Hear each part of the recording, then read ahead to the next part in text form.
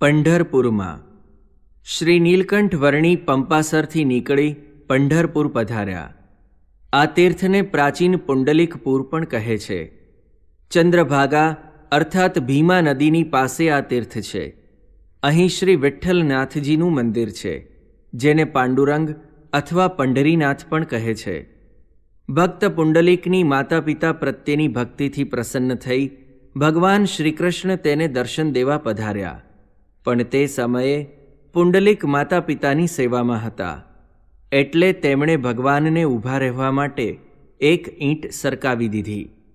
તે ઈંટ ઉપર પુંડલિકની રાહ જોતા ભગવાન ઊભા રહ્યા, એટલે આ સ્થળ તીર્થક્ષેત્ર બની ગયું.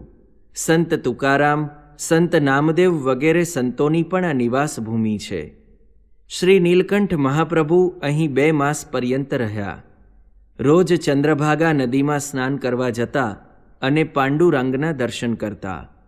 અહીં દેવશયની અને દેવ ઉઠી એકાદશીએ મોટો મેળો ભરાય છે અને વારકરી સંપ્રદાયના ઘણા ભક્તો આ દિવસોમાં અહીં દર્શનાર્થે આવે છે.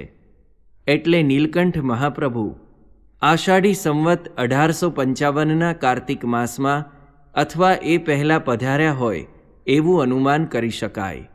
આ રીતે અહીંના ભક્તોને દર્શનનો લાભ આપી શ્રી નીલકંઠ મહાપ્રભુએ ઉત્તર તરફ પ્રયાણ કર્યું.